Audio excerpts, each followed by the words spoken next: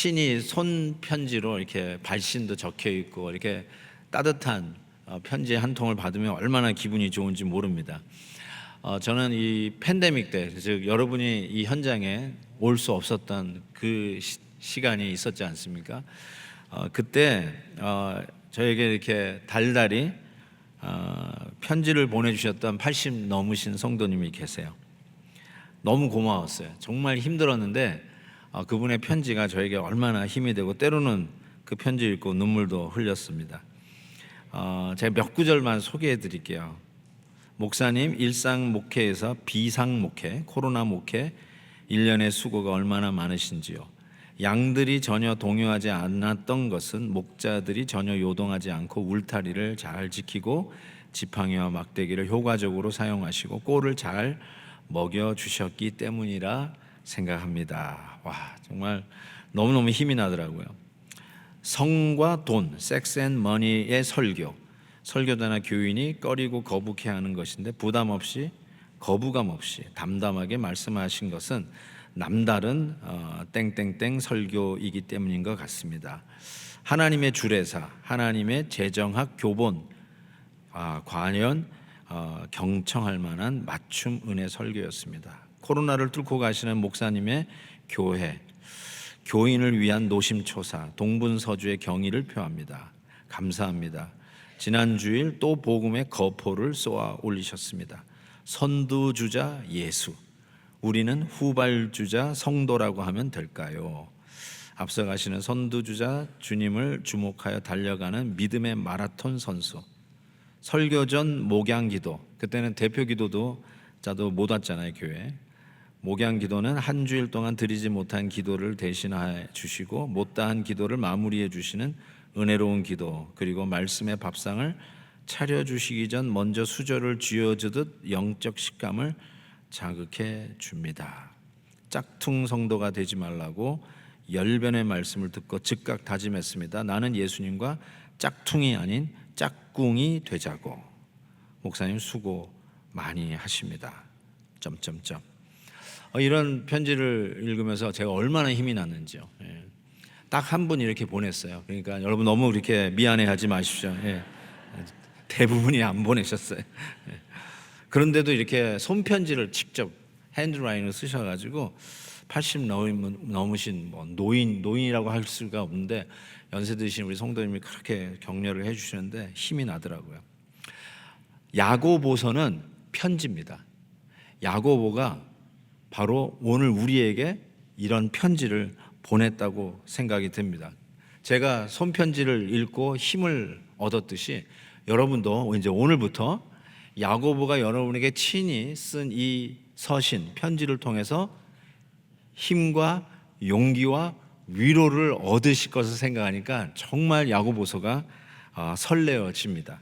여러분도 이 야고보서 강해를 통해서 큰 은혜를 받으실 것을 믿습니다. 자, 우리에게 이 편지를 써보낸 야고보는 과연 누구일까?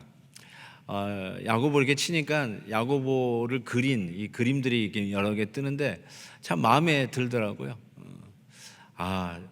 만만치 않은 삶을 사셨구나라는 것부터 시작해서 저 손에 들고 있는 것부터 이렇게 보니까 정말 애쓰셨구나. 손톱에도 이렇게 때가 끼어 있는 것들도 이렇게 보이고, 이렇게 점잖게 저같이 이렇게 뭐 양복 입고 멋있어는 아니지만 자우제 이렇게 양복 입고 이렇게 있는 것이 아니라 정말 그 땀에 쪄들고 현장감이 느껴지는 바로 그분이 야고보가 아니었나 싶습니다. 구약에서는 야곱, 신약에서는 야고보, 영어로는 제이콥 혹은 제임스 이렇게 이야기되는 이 야고보는 과연 누구일까요? 신약에 대표적인 야고보가 세 사람 나옵니다. 동명이인인데요. 첫 번째로는 누군가 알페오의 아들 야고보, 역시 예수님의 제자였습니다. 두 번째로는 사도 요한의 형제 야고보가 있습니다. 이 야고보도 예수님의 제자예요. 예수님의 제자 중에 두 사람의 이름이 야고보였습니다. 세 번째로는 예수님의 친동생, 영어로 half brother라고 해야 되는 게 맞겠죠? technically 야고보가 있습니다. 자, 우리에게 오늘 이 야고보서 편지를 보내는 사람은 누구일까요? 예수님의 친동생 맞습니다. 예수님의 친동생이에요. 예수님에게는 동생들이 여럿 있었습니다. 남자 동생이 4명 있었고요. 여자 동생은 적어도 한 3명은 있었다라고 학자들이 이야기합니다. 마태복음 13장에 보면 예수님이 막 이 회당에서도 막 가르치잖아요. 그 공생애를 시작하기 전에도. 그럴 때 이제 사람들이 깜짝 놀래가지고 틀림없이 목수의 아들인데 마리아 어머니가 여기 있고 형제들 그 예수님의 동생들 야고보, 요셉, 시몬, 유다가 여기 있고 그 누이들, 시스터들도 다 우리와 함께 있지 않느냐. 아니 그런데 저렇게 범상치 않게 저렇게 가르치는 걸 보니까 참 희한하다라고 하는 말이 이렇게 마태복음에 적혀 있고 마가복음에도 같은 말씀이 적혀 있죠. 카톨릭 배경이 계신 분들은 조금 의아해하실 분도 있을 텐데 카톨릭에 어떤 설이 있냐면 동정녀 마리아, 우리가 오늘도 신앙고백하면서 우리는 동정녀 마리아 하면서 동정녀 마리아에게서 예수님이 잉태된 것을 우리가 이야기를 하잖아요. 근데 카톨릭에서는 영원 동정녀설이 있어요. The Perpetual Virginity of Mother Mary. Perpetual Virginity. 그러니까 예수님을 낳은 마리아가 예수님 낳을 때만 동정녀가 아니라 그 이후에도 계속 동정녀였다는 거예요. 남자와의 관계가 없었다는 거예요. 왜 이런 얘기가 나왔을까 가만히 좀 생각해 봤는데 사람을 신성화시키면 이런 무리수가 나온다. 저는 이렇게 결론을 내렸어요. 어떤 사람을 이렇게 신격화시키면 이렇게 무리수가 있다니까요. 그러면 성경에 나와 있는 아까 야고보, 유다, 시몬, 요셉 이 4형제가 있었잖아요. 누구냐는 거죠. 그래서 뭐라고 얘기하냐면 요셉, 마리아의 남편 요셉이 이 마리아가 첫 번째 결혼이 아니라는 거예요. 전처가 있었다는 거예요. 그 전처의 자식들이라고 이야기를 합니다. 이건 좀 무리다. 이거는 그렇게까지 할 이유가 없었는데 무리다. 그런데 제 배경은 이해하겠어요. 마리아를 신성화해야 되니까 또 이렇게 예수님을 낳고도 계속 동정녀였다라고 주장하는 것이 신성화하는 마리아에게 또 도움이 되지 않았나. 저 그런 생각을 해보게 됩니다. 어찌됐든 예수님의 가족 중에 한 사람이었던 야고보, 예수님의 친동생 야고보가 이 편지를 썼다는 것만큼 큰 의미가 있는 것이 어디 있을까 싶어요. 이거 굉장한 거 아니겠어요? 예수님하고 같이 살고 있었던 그 친동생이 이 편지를 우리에게 보낸 거예요. 예수님의 제자, 아까 알페오의 아들 야고보라든지 혹은 사도 요한의 동생 야고보라든지 이 예수님의 제자들은 공생애 3년 동안 예수님과 동고동락 한솥밥을 먹었다고 이야기할 수 있다면 예수님의 친동생 야고보는 예수님과 몇 년 동안 같이 살았을까 생각해 보세요. 몇 년 동안 살았을 것 같아요. 예수님이 태어나고 나서 뭐 1년, 2년 후에 태어났다고 한번 상상을 해보시면 한 20여 년은 좋게 예수님과 동고동락하지 않았을까 이런 생각을 해봅니다. 그리고 저는 이런 기대가 있어요.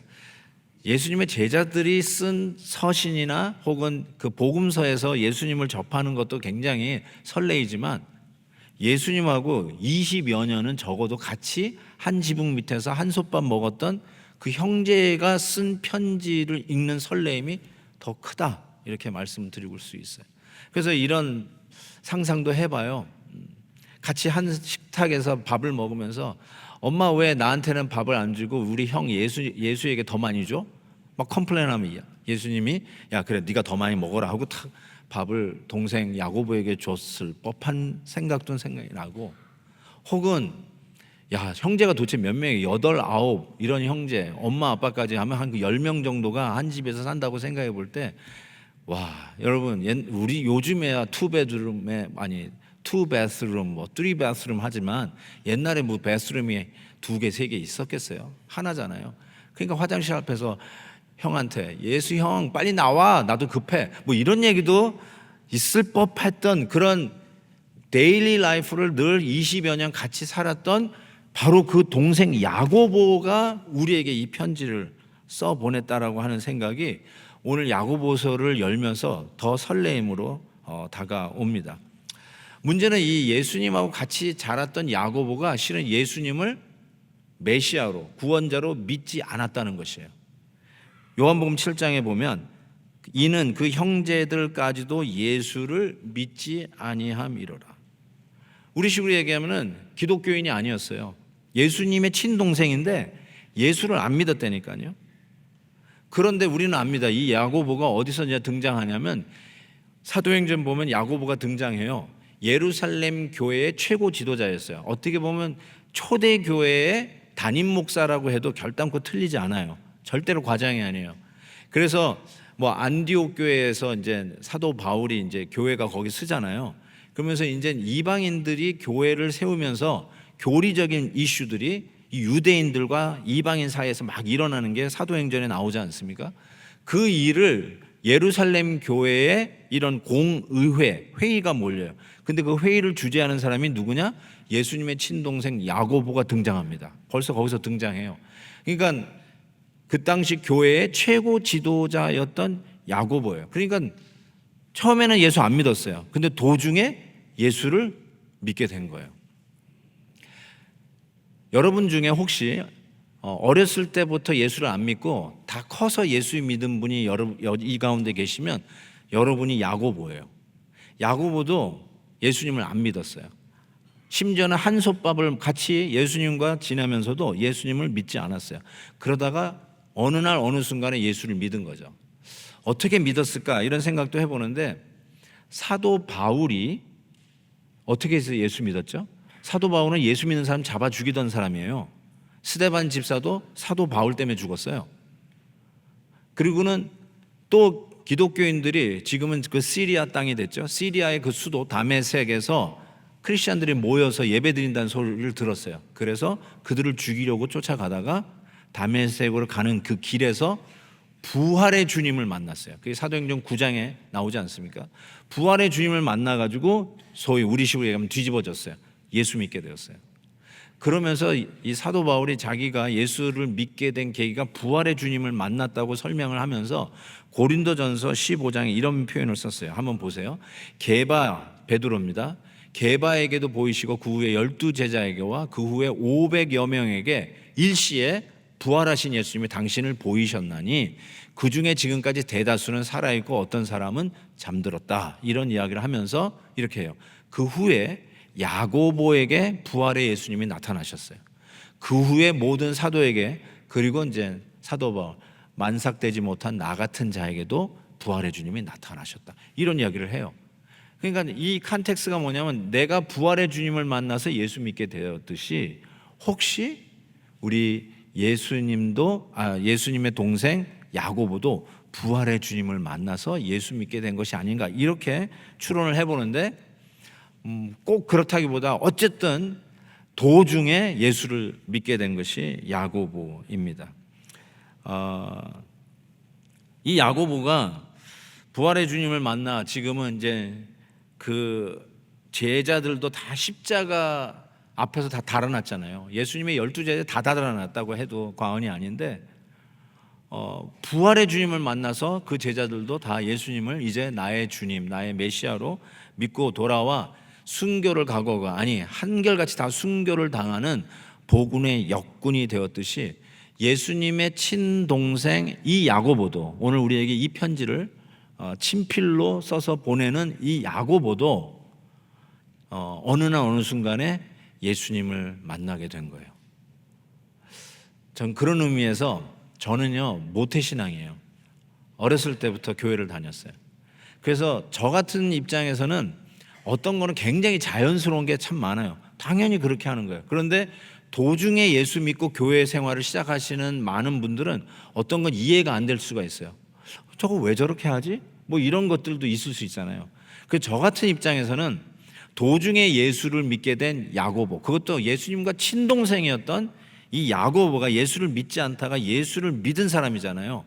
그 시야로 바로 그 컨텍스트에서 이 편지를 쓰고 있기 때문에 저는 굉장히 호기심이 많아집니다.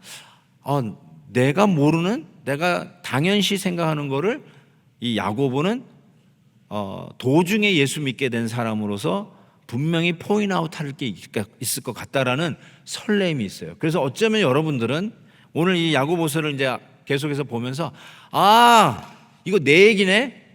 어쩌면 이게 내 얘기를 이렇게 잘 이해하지? 내가 하고 싶은 말 하네? 지금 그런 이야기가 의외로 많겠다라고 하는 기대감마저 듭니다. 자, 그래서 저는 여러분도 야고보서에 대해서 이제 기대심을 가지고 한번 들여다봤으면 좋겠어요. 기대가 되시죠? 예. 기대가 될 줄 믿습니다. 예.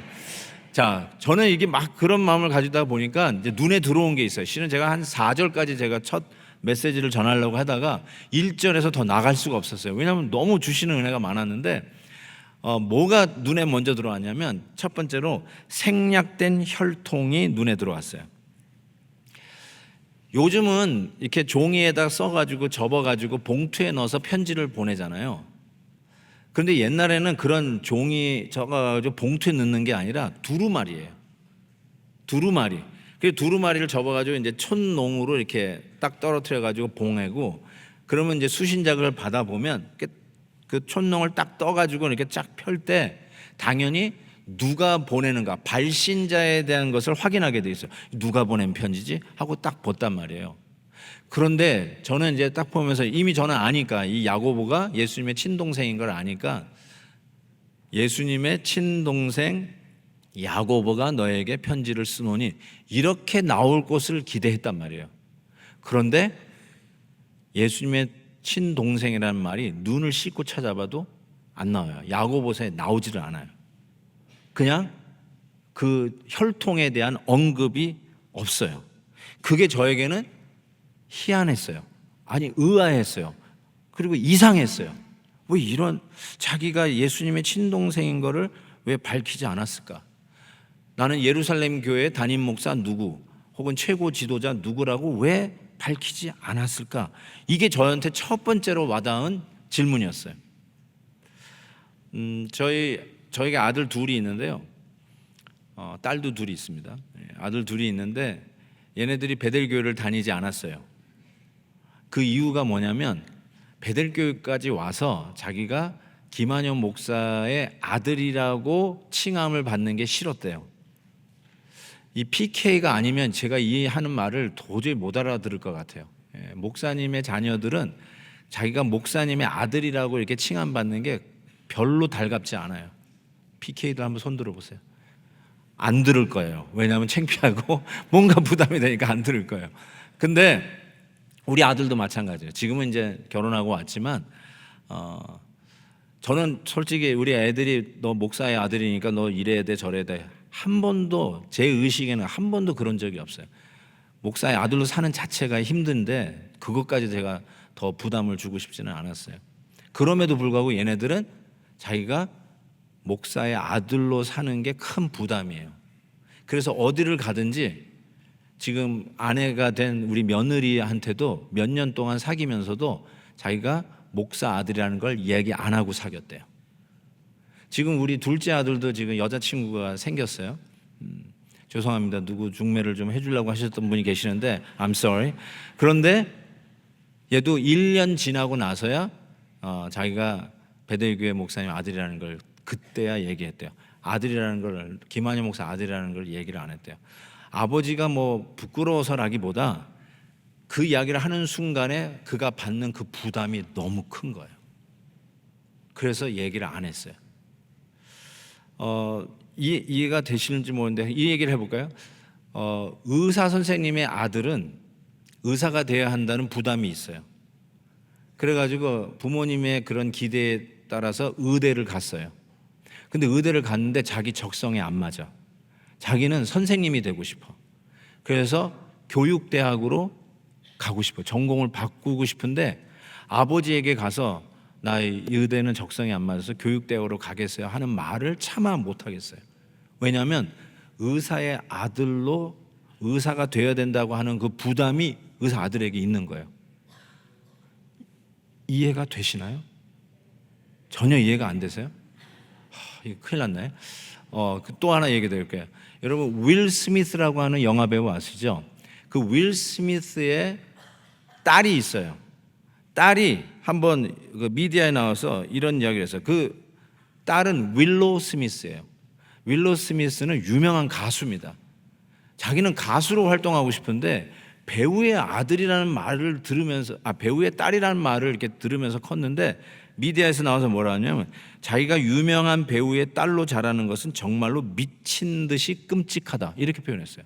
미친 듯이 끔찍하다. 빌 클린턴 대통령의 딸이 누구죠? 잘 아시네. 여러분 어떻게 아세요? 이게 스트레스예요.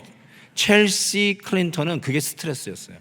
지금은 작가로 일을 하고 있는데요. She's a writer. 그런데 그 백악관 시절에 이런 그 한 미디어에 나와서 인터뷰하면서 이렇게 얘기했어요. 많은 친구들에게 놀림을 받았다라고 고백을 합니다. 뭐 부러울 대상이 될 줄 알았는데 그게 아니라 대통령 딸이네. 이게 놀림의 대상이 되었다는 거예요. 그러니까 제가 아까 얘기한 대로 뭐 목사의 자녀로, 뭐 의사의 아들로, 뭐 유명한 사람의 아들, 딸로 자라는 것이 결단코 이렇게 뭐 자랑스럽게 얘기할 분도 있겠지만 그게 밝힐 만한 게 아니라 오히려 스트레스가 되고 부담이 되어서 자기가 누구의 아들이고 누구의 동생이고 누구의 친척이 된다는 걸 밝히지 않는 경우가 더 많아요. 이해가 되죠? 예. 그렇다면 야고보가 자기가 예수님의 동생이라는 걸 밝히지 않은 이유가 그것 때문인가? 라는 질문을 제가 자연스럽게 던져봤어요. 야고보도 나는 예수님의 동생이야 라고 하는 순간에 아까 얘기하는 그런 스트레스를 받았을까? 그런 부담감 때문에 스스로 예수님의 동생이라는 걸 얘기하지 않은 걸까라고 생각했는데 이미 이 야고보서 이 편지를 썼 때 야고보는 예루살렘 교회의 최고 지도자였어요. 그리고 결국은 이 제사장들에게 핍박을 받아가지고 순교당해요. 예수 믿는 것 때문에 순교를 각오하고 지금 그 위치에 있는 사람이에요. 그런 사람이 내가 예수님의 동생이라는 걸 밝히는 순간에 나에 대한 기대감이 부담되어서 얘기를 하지 않았다? 이거는 doesn't make sense. 그거는 아닌 것 같아요. 내가 예수님 동생이라고 밝히는 순간에 엄청난 부담을 받을까 봐 밝히지 않았다? I don't think so. It doesn't make sense. 그렇다면 왜 밝히지 않았을까라는 질문을 또 던져봐야 돼요. 만약에 밝혔다라고 생각해 봅시다. 딱 열어봤더니 편지를 여는 순간에 예수님의 친동생이며 예루살렘 교회 최고 지도자인 야고보가 편지를 쓰노니 라고 서두가 시작이 되었다라고 가정을 해봅시다. 그렇다면 어떤 반응이 나올까요? 여러분이 지금 딱 야고보에게 친서를 받았어요. 야고보? 딱 열어봤더니 예수님의 친동생이며 예루살렘 교회 담임 목사 야고보가 편지를 씁니다 하고 탁 하면은 어떤 기분이 드시겠어요? 어떤 기분이? 저는 이런 생각이 들 것 같아요. 이게 웬 가문의 영광이냐? 예수님 동생이 나한테 편지를 썼어. 이런 생각을 아마 많이 하지 않을까라는 생각이 들었습니다.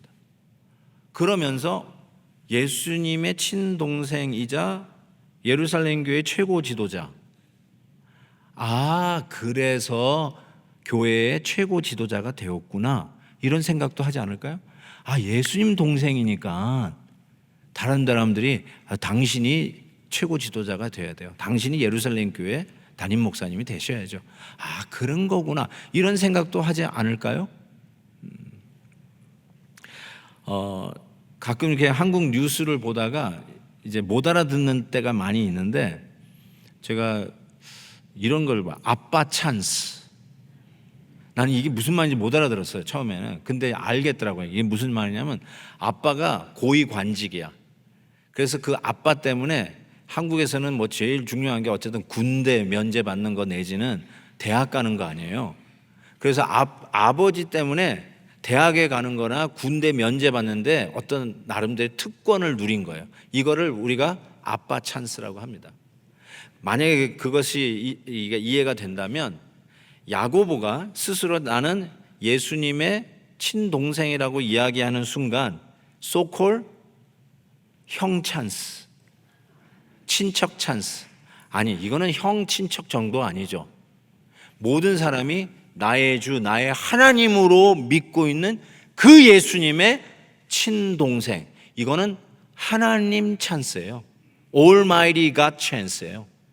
그런 백을 얼마든지 은근히 의시되면서 이제 서신에 당부도 있고 명령도 줄줄 써갈 텐데, 야, 하나님 찬스를 가지고 자기가 쓰는 이 편지의 권위를 얼마든지 유익을 볼 수 있잖아요. 아유, 예수님 친동생이 말씀하시는데 우리가 당연히 따라 해야지 라는 생각을 가질 수 있는데, 그렇게 해도 될 것 같은데 이 야고보는 자기가 예수님의 친동생이라는 말을 쓰지 않았다는 사실이에요. 그게 저한테는 엄청난 메시지로 다가오는 거죠. 그게 뭐냐? 그런 친척 아빠 찬스를 쓸 이유가 없었다는 거예요. 그런 찬스 쓸 이유가 없다는 거예요. 이것이 왜 저에게는 무언의 웅변의 메시지로 다가왔냐면, 아까도 얘기한 것처럼 예수님 동생이었기 때문에 예루살렘 교회 최고 지도자가 되었구나 라고 우리는 생각해요. 굉장히 자연스러운 거예요. 이게 뭐 이렇게 목에 힘주고 뭐 자랑하지 않아도 우리는 대단한 분들을 여러분이 알면, 그분이 또 특별히 여러분의 친척이거나 여러분의 아버지이거나 여러분의 뭐 삼촌이거나 그러면 그냥 자연스럽게 얘기가 나와요. 이분이 어떤 분인지 하면서 설명이 나와요. 나쁘다는 게 아니라 그냥 지극히 당연한 거예요. 그래서 여러분의 레주메에, 이력서에 그게 나온다니까요. 이런 분들의 내가 이런 분이에요. 그런 이야기를 우리가 하잖아요. 그 찬스가 있는 거예요. 자연스러운 거예요. 그게 우리들의 생각 속에 다 흘러가요. 그런데 충분히 그 찬스의 어떤 영적인 유익을 위해서도 쓸만한데, 야고보는 이런 방구, 내가 예수님의 친동생이었다는 말을 쓰지 않았다는 것이 저에게는 어떤 메시지로 다가오냐면, 나 같은 사람도 야고보가 받은 은혜를 받을 수 있겠구나라고 하는 메시지로 다가오는 거예요. 예수님의 동생이었으니까 이렇게 훌륭한 분이 되셨구나가 아니라, 나같이 예수 안 믿다가 방황하다가 나이 들어서 예수 믿게 된 나 같은 사람도 소망이 있구나. 우리 집안이 불교 집안인데, 아니 나는 무당의 딸인데, 우리 부모님이 교회를 짓는 게 아니라 절을 몇 개나 지은 부모님인데, 그래도 나에게도 이런 야고보가 받은 은혜가 있을 수 있겠구나. 이렇게 다가오는 거예요.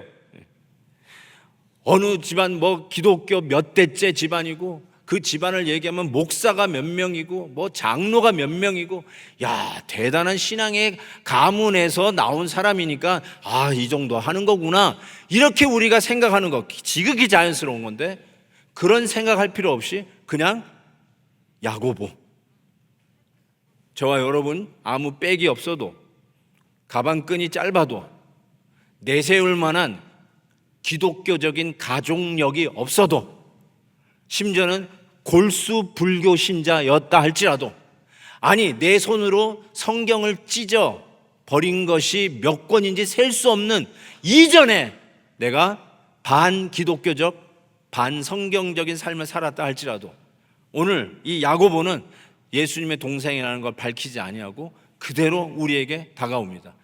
그 말은 저와 여러분도 이 야고보가 받은 은혜를 받을 수 있다.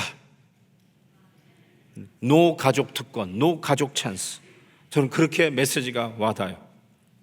그래서 사도 바울이 야고보에게도 나타났다는 표현은 그를 굉장히 험불하게 만들었다고 생각해요. 그래서 사도 바울도 내세울 게 있었던 사람이잖아요. 바리새인 중에 바리새인이요, 지파로는 내가 베냐민 지파요, 율법의 열심으로는 둘째가라면 서러울 사람이요, 가말리알 문화에서 최고의 학문을 배운, 이거 얼마든지 내세울 수 있는 사람인데 이렇게 얘기하잖아요. 만삭되지 못하여 난 자 같은 내게도 예수님이 나타났다. 이게 야고보와 교제한 결과예요. 와, 야고보, 나도 예수님의 동생 중에 하나였으면 내가 이러고 있을지 않을 텐데, 이러고 생각할 수 있는데, 그게 아니라 나같이 만삭되지 못한 자에게도 부활의 주님이 나타나 주셨다. 그러기에 그 주님이 저와 여러분에게도 나타내 주실 것을 믿어요. 저는 이게 너무너무 은혜가 돼요. 두 번째로는 자기 소개를 이렇게 했어요. 그리스도의 종 야고보라고. 1절 보세요. 하나님과 주 예수 그리스도의 종 야고보. 예수님의 동생이란 말을 하지 않고 자기는 예수 그리스도의 종이다, servant다, 이렇게 얘기했어요. 누군가가 여러분에게 이제 이렇게 전도지를 가끔 주신 적이 아마 경험할 거예요. 이렇게 뭐 마켓에 갔을 때 막 이렇게 어느 교회에서 이게 노방 전도한다고 전도지를 여러분이 이렇게 줄 수가 있고, 여러분도 그거를 받아볼 수가 있어요. 그러면 여러분은 어떻게 얘기하세요? 여러분한테 예수 믿으세요 하고 이렇게 전도지를 줬을 때 여러분이 받은 거예요. 그럼 뭐라고 얘기하세요? 저 교회 다녀요. 수고하시네요. 저는 베델교회 성도예요. 뭐라고 얘기하세요? 어떻게 대답하세요? 성당 다니시는 분들은 이 예수쟁이들이 귀찮게 안 하게 하기 위한 그 노하우를 서로 공유하는데, 그 중에 하나가 우린 성당 다녀요. 이것들아, 그러면 더 이상 전도를 안 한대. 우린 성당 다녀요. 그러면 끝난대. 그렇죠? 우리 전도하다 예수 믿으세요. 성당 다녀요. 그러면 아이씨, 이렇게 되는 거야. 근데 여러분은 어떻게 하냐고요? 여러분은. 그래도 전도하는 분들 보면 격려하고 싶은 마음이 있으니까, 저 교회 다녀요, 수고하십니다, 아마 그러지 않을까 싶어요.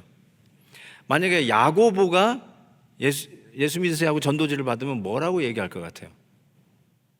나 예수님 동생이에요. 뭐 예수 믿으라고요? 제가 예수님 동생이에요, 이 말을 하지 않을까 싶은데 그 말을 안 하고요, 그냥 야고보의 생각을 가득 차 있는 게 뭐냐면, 나는 예수 그리스도의 종입니다. 이게 그냥 가득 차 있고, 그게 제일 먼저고, 그걸 얘기하고 싶은 거예요. 이거를 우리식으로 다시 여러분에게 적용하면, 전도지를 받았는데 여러분이 예수 믿으세요 그러면 여러분이 뭐라 하면, 나 교회 다녀요, 베델교회 다녀요, 이것이 아니라 저도 예수님 믿습니다, 저는 예수님을 신뢰합니다, 그리고 저는 예수님의 종입니다. 좀 어색하죠? 전도지 받았는데 예수 믿으세요 하고 전도 받았는데 저는 예수님의 종입니다, 이렇게 자기 자신을 이야기하는 게 어색할 수 있어요. 그런데 야고보는 그 어색함을 넘어서 나는 예수님의 동생이라고 얘기할 수 있는 그런 수많은 소개도 있는데, 그의 생각에는 이것뿐이 없었던 것 같아요. 저는요, 예수님 믿고요, 예수님의 종입니다. I believe in Jesus and I trust Jesus and I am His servant and I will do anything for Him. 그게 그의 답이었어요. 저는 이것이 너무나도 도전이 됩니다. 여러분의 아이덴티티가 뭐냐는 거죠. 여러분의 정체가 뭐냐. 난 교회 다녀요, 그게 여러분의 정체가 아니에요. 베델교회 다녀요, 그것도 여러분의 아이덴티티가 아니에요. 여러분의 아이덴티티는 Do you believe in Jesus? 여러분 예수 믿으세요 라고 말을 듣는다면 Of course I do believe in Jesus and I trust Jesus and I am His servant. 나는 그분의 종입니다. 그분을 위해서 뭐든지 하려고 하는 그분의 종입니다. 이러한 고백이 저와 여러분의 정체, 그리스도 안에서 진정한 아이덴티티가 되기를 축복합니다. 그렇게 얘기하셔야 돼요. 난 교회 다녀요가 아니에요. 나는 예수님의 종입니다. 이게 여러분의 아이덴티티가 되어야 된다고 생각해요. 세 번째로는요, 추천인이 필요 없던 야고보, 이렇게 제가 한번 생각해 봤어요. 야고보라는 말은 제임스 영어로, 혹은 야콥 히브리어는 야곱, 이거는 우리식으로 얘기하면 철수 영이에요. 요즘식으로 얘기하면 경자씨 영자씨예요. 아니야, 요즘 경자영자는 별로 없죠. 어쨌든 흔한 이름이에요. 그래서 꼭 뭐를 갖다 붙여야 돼요. 누구? 야고보 누구? 제임스 누구? 이런 얘기를 붙여야 돼요. 그래서 알페오의 아들이냐? 아니면 사도 요한의 형제냐? 이걸 붙여야 그 야고보 이렇게 얘기하는데, 이 야고보는, 우리에게 지금 이 편지를 쓰고 있는 이 야고보는 그 레퍼런스가 없어요. 추천이 없어요. 저도 추천서 엄청 많이 쓰는 사람이잖아요. 신학교 가는 신학생들에게 추천서를, 레퍼런스를 써줘야 되고, 아마 수백 통을 썼을 것 같습니다. 왜 추천서를 쓰죠? 추천서를 써주면 추천을 해준 분들을 보면서 한 번 더 보는 거예요. 한 번 더 이분이 추천해 주셨네, 누구지? 이렇게 보게 되는 거거든요. 그 레퍼런스가 도움이 돼요. 그런데 이 야고보는 그런 레퍼런스 찬스도 쓰지 않았어요. 그냥 야고보예요. 그냥 자기는 야고보예요. 야고보. 그래서 너무 이름들이 야고보가 많으니까 야고보도 별명을 후대 사람들이 붙이기 시작했어요. 그래서 어떤 야고보냐 그러면 역사적으로 제임스 the Just, 의로운 사람이었어요. 그래서 야고보, 의로운 야고보, 의로운이란 말을 붙이면 예수님 동생 그 야고보 이렇게 됐어요. 그리고 심지어는 어떤 별명이 있었냐면 제임스 캐멜 니. 캐멜이 뭐죠? 카멜이 뭐예요? 카멜이 낙타. 낙타. 또 담배 이름이라고 얘기하지 마세요. 그 얘기 하려고 했던 분들 회개하십시오. 이 야고보의 별명이 야고보 낙타 무릎이었어요. 왜 낙타 무릎이에요? 기도를 많이 했으니까. 얼마나 무릎을 꿇었으면 낙타 무릎이라는 별명을 가졌을까요? 그래서 저는 이 야고보는 자기 증명에 어떤 필요가 없었던 사람. 당신 내가 누군지 알아? 이게 제일 우리들의 관건이잖아요. 조금 무시당하면 못 참잖아요, 여러분. 너 내가 누군지 알고 이렇게 함부로 해. 그런데 야고보는 자기가 누군지를 증명할 이유도 없고 그럴 필요도 못 느꼈던 사람. 그냥 야고보 이름 하나로 충분했던 사람. 그 야고보가 우리에게 편지한다는 것이죠. 그 야고보가 누구에게 편지하냐? 수신자도 여기 밝혔어요. 수신자가 이렇게 얘기했어요. 1절에 보니까 흩어져 있는 12지파에게 이 편지를 보냈어요. 저는 여기에서도 너무나 은혜를 많이 받았어요.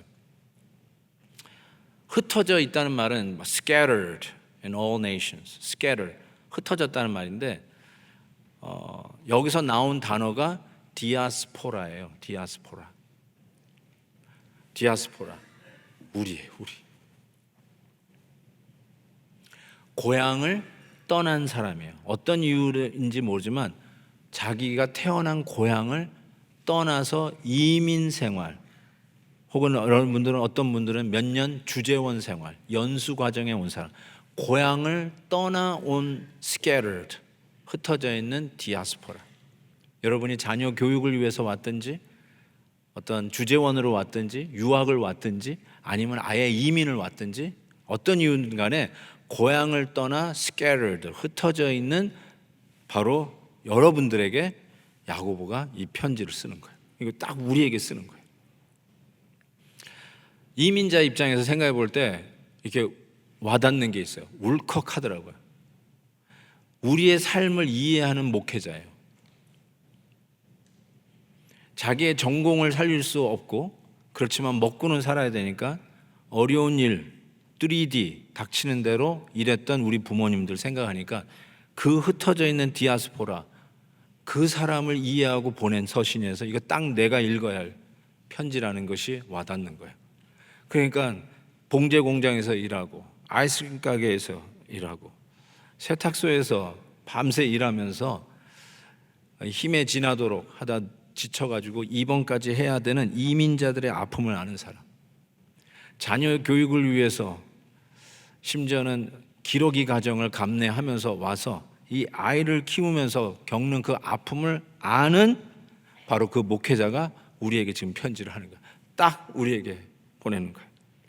여기서 30년, 40년을 살았다고 한들 아직도 영어가 낯설은 바로 저와 여러분, 디아스포라, 흩어진 이민자들, 바로 여러분들에게 쓰는 편지라는 거죠. 그래서 그냥 다음 2절부터 훅 치고 들어와요. 우리의 세팅을 아니까 바로 훅 치고 들어와요. 우리를 너무나 이해를 하니까 바로 나오는 거예요. 본론으로 바로 들어가요. 다음 주가 기대가 되시죠? 네. 훅 치고 들어와. 네. 그래서 제가 너무너무나 은혜가 되는 거예요. 제가 이 말씀하고 말씀을 마칩니다. 제가 한번 말씀은 드렸던 것 같은데, 미국에서 제일 존경받는 대통령 중에 한 분이 지미 카터 대통령이십니다. 지미 카터 대통령이 여러 가지 쓴 책 중에 제가 하나 소개하고 싶은 게 A Remarkable Mother라고 하는 자기 어머니에 대해서 쓴 책이에요. 저기 한 챕터 15, 14 잘 기억이 안 나는데 그쯤 가면은 아들을 대통령 만드는 어머니라는 챕터가 있어요. Making Son a President of United States 이런 서브타이틀로 된 챕터가 있는데 거기 읽으면서 제가 아주 재미난 글을 읽었어요. 여러분, 지미 카터 대통령이 지금 90이 훨씬 넘으셨는데 지금도 건강하시면 최근까지도 그 주일날 자기 섬기는 교회에서 썬데이 스쿨 티처로 섬겼대요. 그래서 많은 방문자들이 지미 카터 대통령이 썬데이 스쿨 주일학교 선생님 하는 거 그거 보려고 그 교회를 방문한다는 얘기도 참 들었습니다. 참 훌륭한 신앙인이죠. 근데 그 대통령 되는 얘기가 아주 재밌게 적혀져 있는데, 대개 이제 대통령이 되면 미국은 1월 중에 이 취임 선서를 하고 대통령이 되십니다. 그러니까 저 워싱턴 DC에 사니까 1월이면 아주 추운 겨울이잖아요. 그래서 오버코트를 입고 이렇게 대법원장 앞에서 이제 성경에 손을 얹고 미국의 대통령 선서를 하고 그 다음에 이제 바로 이제 리셉션 장소로 이동을 하게 되는데, 그 보좌관들이 이야기를 하는 거예요.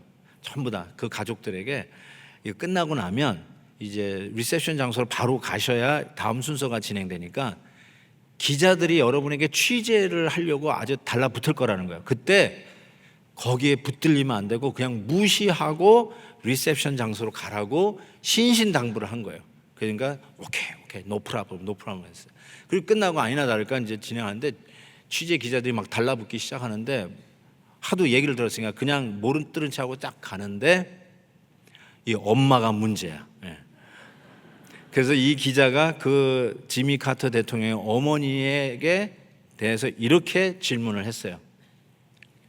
Aren't you proud of your son? 이렇게 얘기했어요. 당신의 아들이 자랑스럽지 않습니까? 그런데 이 어머니가 딱 걸음을 멈추네. 아이고, 야, 끝났네. 또 빨리 가야 되는데. 그런데 이 어머니가 딱 뒤돌아서서 뭐라고 얘기했냐면 Which one? Which son? 그랬어요. 어느 아들 얘기하는 거예요? 왜냐하면 지미 카터 대통령의 동생 빌리 카터가 있어요.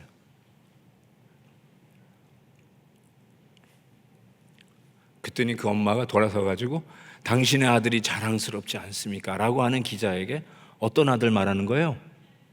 어떤 아들이요? 지미? 빌리. 제가 거기에 엄청난 충격을 받았어요. 누구를 얘기하는 걸까요? 당연히 지금 막 미국의 대통령, most powerful man in the world라고 하는 별명을 가진 미국 대통령으로 취임하는 그 아들 놓고 당신 자랑스럽지 않냐고 그 어머니에게 던진 질문인데, 이 엄마는 뒤로 돌아서서 하는 말이 Which one? I'm proud of my son Billy as well. 우리 빌리도 나는 너무너무 자랑스럽다. 그 얘기를 하려고 하는 거예요. 그게 메시지였어요. 저는 이것이 이 야고보서 1장 1절에 나온 메시지라고 생각해요.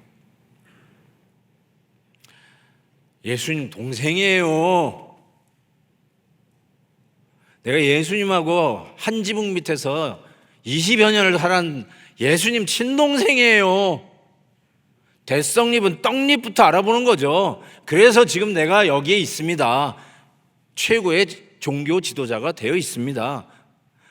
그 이력서 앞에 주눅 들 수 있고 우리는 스스로 그래서 그랬구나 라고 우리는 자연스럽게 연계를 시키는데, 야고보는 전혀 그게 아니다. 나는 하나님의 은혜를 받았을 뿐이다. 나는 그냥 야고보다. 나는 그리고 얘기하자면 그 예수님의 동생이 아니라 나는 그 예수님의 종으로 족하다. 그 얘기하면서 저 여러분에게 이 소망의 메시지, 예수님에게 천사들이 이렇게 얘기하는 거예요. Aren't you proud of your son? Aren't you proud of your brothers and sisters? 라고 얘기할 때 그분 5대째 신앙인 가문, 그분 교회당을 한 3개 4개 지은 그분 얘기하나? 그 교회 담임 목사님, 그분 얘기하나? 이럴 수 있는데 예수님이 뒤돌아서 가지고 하는 말이 뭐예요? Which one? Which one? 바로 그 which one에 저와 여러분이 들어가 있는 것이죠. 이게 은혜예요. 그게 오늘 야고보서 1장 첫 절에 하나님이 우리에게 던지는 메시지였어요. 그래서 다음 주부터 어떤 메시지를 우리에게 주실지 더 기대가 되어집니다. 할렐루야. 우리 같이 한번 찬송할까요? 아름답고 놀라운 주 예수, 한번 이 찬송 한번 부릅시다. 정말로 우리가 자체로 그분이 나의 주님이시요 나는 그분의 종이라고 하는 그걸로 그냥 충분하고, 그리고 그게 전부인, 다른 어떤 레퍼런스가 필요 없는, 다른 추천인이 필요 없는, 내가 예수님의 친동생이라는 것까지도 무색해 되어지는 나는 그냥 예수님의 종입니다. 그걸로 너무너무나 충분하고, 그것이 who James was, 그게 야고보였다고 이야기하는 이 메시지가 오늘도 하나님이 우리를 얼마나 자랑스럽게 생각하는지, 나의 경력이 아니라, 나의 배경이 아니라 나의 나됨 그대로를 받아주시고 인정해 주시고 안아주시는 그 주님 앞에 우리 감사하는 마음으로 이 찬양 불렀으면 좋겠어요. 아름답고 놀라운 주 예수,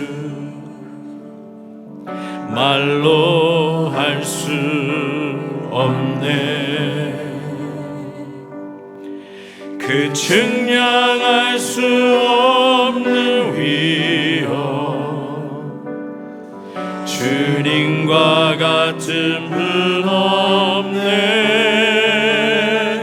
한없는 그 지혜와 사랑, 그 누구도 다 할 수 없네.